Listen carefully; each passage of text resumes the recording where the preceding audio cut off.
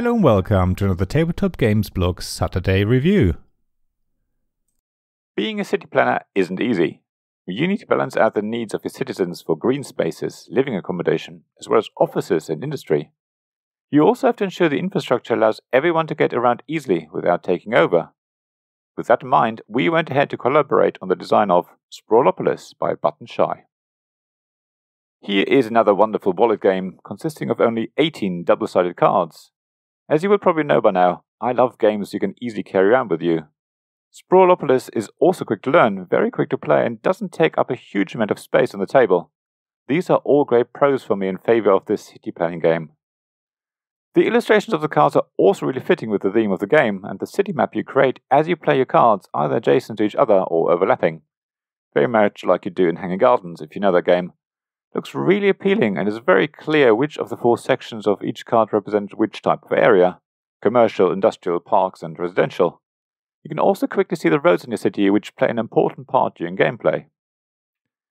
Turns tend to be quite quick because you only have 3 cards in your hand and the only decision you have to make is which card to play to the city.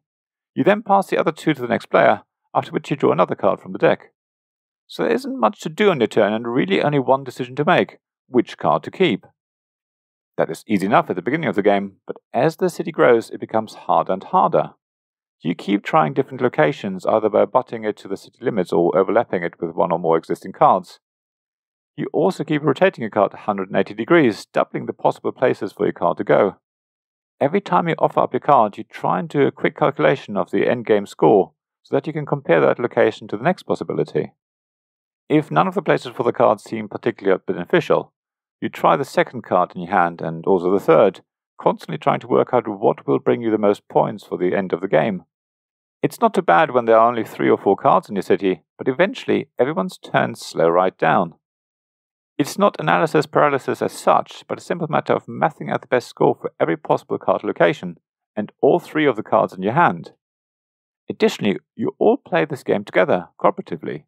So you may intentionally play a certain card in a specific location, and pass the other 2 to the next player, thinking that they will play one particular of the 2 cards in a specific position and orientation in the city to create a large park or cover up an industry, or otherwise give you a big point boost for the game end. So you do that and tell the next player what you want them to do, making you the unintentional alpha player of the group. Of course, you don't want to be the quarterback, but without knowing what card other players have in their hand, you can't really plan things together as a team. All you can do is look at the 3 cards you have in your hand and go from that. So, if you don't like anyone taking over the game, then it's probably best not to talk at all. It all sounds a bit disappointing so far, but I think Sprawlopolis is meant to be played in a certain spirit. Don't take it too seriously. If you don't try and make every card count and be placed in the perfect location, but instead you all just enjoy the city growing up in front of you, with only a cursory glance at the scoring potential, then this game is actually really enjoyable. It's also very quick to play, so you can just set it all up again and try once more to beat the game. Don't overthink your turn, and just place cards where they seem sensible and see where you end up. Where Sprawlopolis really shines though is in solo mode. It does feel like this game was designed as a solo experience, and the higher player count was added at a later date to make it commercially more appealing. It seems that people on Board Game Geek agree with this, rating the solo mode as the best player count. It's a lot of fun trying to beat the game with the cards you dealt, and spending a good amount of time finding the best place for each and every one of them.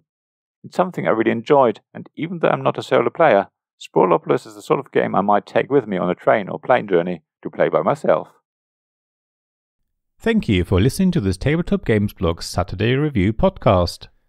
Please check the description below for links mentioned in this episode, as well as to the written version of this article on the blog. If you enjoyed this episode, please subscribe, give us some stars or leave a review.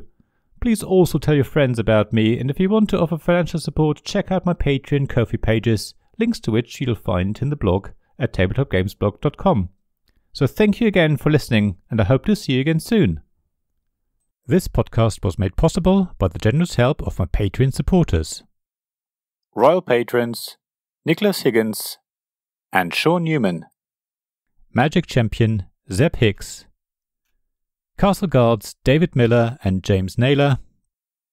Dice Masters Alex Bardi, Paul Grogan and Robin Kay. And Shining Lights Gavin Jones, Sarah Reed, Richard Simpson and Tim Vernick.